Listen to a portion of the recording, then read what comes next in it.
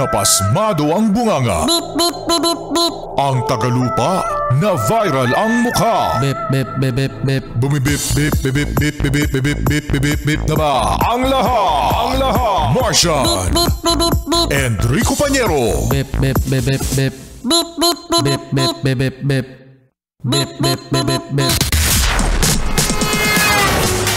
Tik tilaok. Tik tik tilaok. Bip, bip, bip, bip, bip. Ito na ang 101.1 Yes FM Balitang Yan, napanood nyo na ba mga Yes Friend? Ang video na kalat na ngayon ng isang motorcycle rider vlogger na si Yana. Oy, si Yana! Ang pretty-pretty na ni Yana! Yun nga lang, nag-dirty finger. Nagdo-dirty finger lang yan. Nagmi-middle finger yan eh. So ito na nga, ipapatawag siya mga Yes Friend ng LTO para magpaliwanag kung bakit hindi dapat na isuspinde o i-revoke ang kanyang lisensya.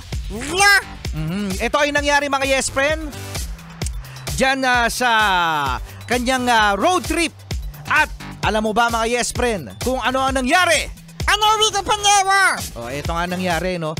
So naka-git-gitan kasi nito ni Yana yung naka-pick up. Nagda-driver si Kuya. So ayun ang nangyari, no?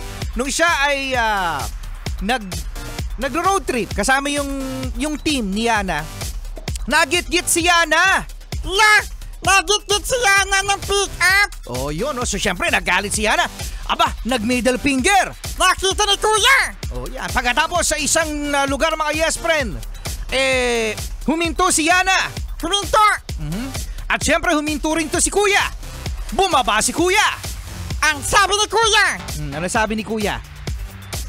Bakit ka nagdo-dirty finger, ha? Ano sabi ni Yana? Bakit nga ba? Ha? Bakit nga ba? Sabi ni Kuya, malubak eh. Malubak. You tell me. Bakit nga ba? Sabi ni Kuya, You tell me, you tell me. You tell me ka dyan. Bakit nga ba? bakit nga ba? Ito din naman, ito din naman yung galit, init ng ulo sa kalsada mga Yes Friend na sinasabi natin sa isang aksyon. Yan nga. Sa isang aksyon, mapapanganga ka talaga. So ito nga mga Yes Friend, public apology na nga itong si Yana. Ano sabi ni Yana? Sorry. Hindi ganon! Di ba ganon? Hindi ganon.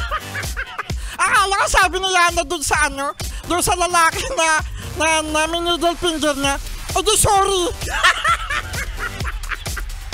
Babait! Paano ganito? Sorry. Yun, ganon. Dapat hindi yung dapat hindi yung sorry. Valeri ka Pañero. Paano ulit? Sorry. Napaka-sarcastic. Yan, no? So abangan natin mga Yes Friend, no, ang susunod na kabanata. Yan, sa pagpapatawag ng LTO kay Yana. Malamang sa malamang meron tong meron siyang press release at ito ay ibo-broadcast. Yan. So dapat kasi sabi ng LTO dahil nga sa sikat na motorcycle rider vlogger itong si Yana, ginagamit niya kanyang platform, kanyang social media sa pag-promote ng tamang pagdadrive. Yan, no?